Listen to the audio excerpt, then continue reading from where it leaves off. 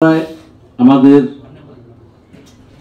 3টা বিদ্যুৎ কেন্দ্র করা হয়েছে, যেগুলো কোনো ধরনের সমীক্ষা এবং গবেষণা ছাড়া করা হয়েছে। এক ধরনের চাপিয়ে দেওয়া একটা অন্যায় কাজ করা হয়েছে আমি মনে করি।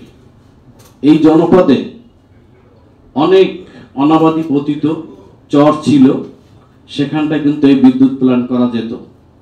আমাদের ধানখালী এমন একটা জনপদ যেখানে 90% বেশি জমিতে সারা বছর কোনো না কোনো ফসল থাকে।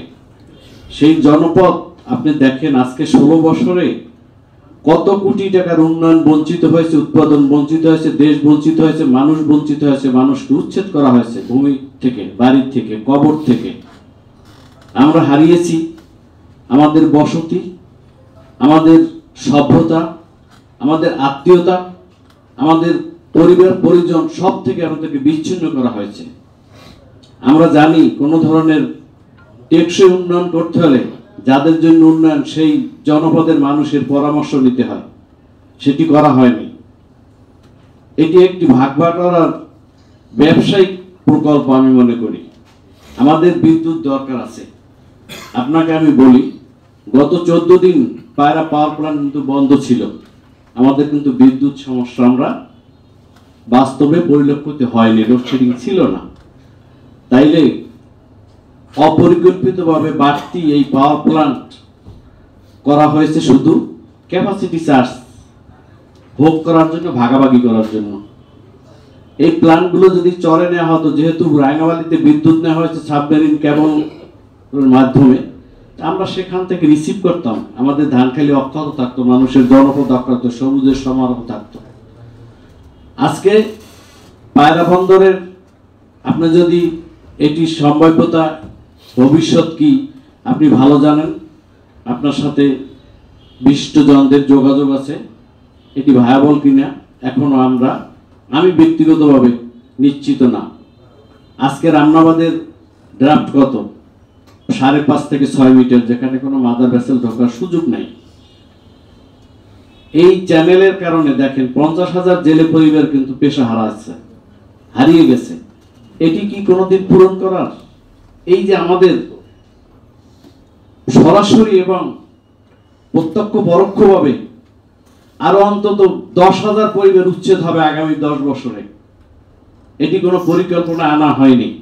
পুনর্বাসনের নামে যে ভবনগুলো করা হয়েছে এখনই জীর্ণদশা। অনেক কথাগুলো আমি এই কারণে বলতেছি যে গণমাধ্যমে ইচ্ছা করলেই সব জিনিস রিসিভ করে না।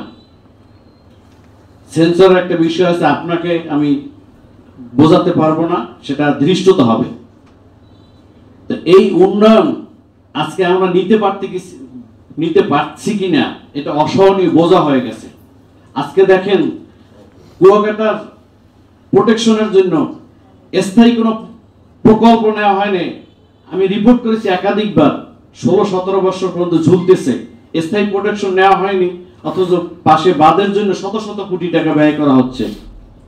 যদি আমার বীজ না থাকে, আমার যদি ফরেস্ট না থাকে, আমার যদি ম্যানগ্রোভ প্রোটেকশন না থাকে, তাইলে আমরা কি সুরক্ষিত দুর্যোগকালীন?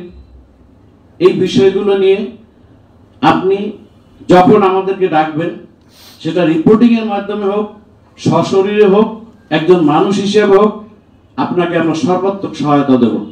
এই প্রেস ক্লাবের একজন সাধারণ সদস্য হিসেবে আমরা চেষ্টা করব আমার কলাপাড়ার আলোকিত জনপদকে সঠিকভাবে এবং টেকসই উন্নয়নের দিকে এগিয়ে নিতে, এবং যাতে রাষ্ট্রের টাকাও সঠিকভাবে ব্যয় হয় এমন সঠিক পদক্ষেপ নেওয়া হবে। আজকে এই উন্নয়নের পিছনে স্থানীয় একটি দালাল চক্র গঠিত হয়েছে, যারা রাতারাতি কোটিপতি বনে গেছে এবং নানা ধরনের মধ্যস্বত্বভোগী তৈরি হয়েছে। তা আমরা সর্বোপরি আপনার সুযোগ্য নেতৃত্ব এবং বিশ্বস্ততার সাথে আপনি ক্রান্তি লগ্নে যে দৃষ্টান্ত রেখেছেন, সেটি আমরা অনুসরণ করতে চাই।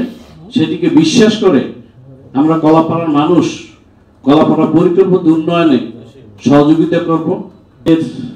এই কলাপাড়া প্রেস ক্লাব আজকে প্রাতিষ্ঠানিকভাবে আমরা অনেক আলোকিত এবং পরিকল্পিতভাবে এগুচ্ছি। আমরাও চাই গণমাধ্যমে যারা সঠিকভাবে কাজ করে, কারণ আজকের আমি বিশ্বাস করি মানুষ প্রশ্ন করে রিপোর্ট ছাপানোর পরে আমি হেঁটে গেলেও আমি সঠিক রিপোর্টটা করছি কিনা, আমার ছাপানো খবরটি মানুষ বিশ্বাস করে কিনা, এই জায়গাতে একটা সংকট সৃষ্টি হয়েছে। তো এই জায়গা থেকে বেরোতে আপনারও সহযোগিতা দরকার, আপনার টিমেরও সহযোগিতা দরকার, এবং আমাদেরও সচেষ্ট এবং সতর্ক থাকার দরকার আছে। সব খবরই খবর না।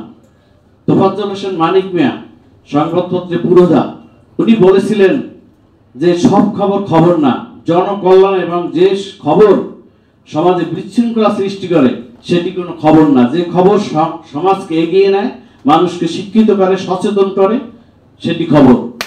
আমরা সেই জায়গায় কাজ করব।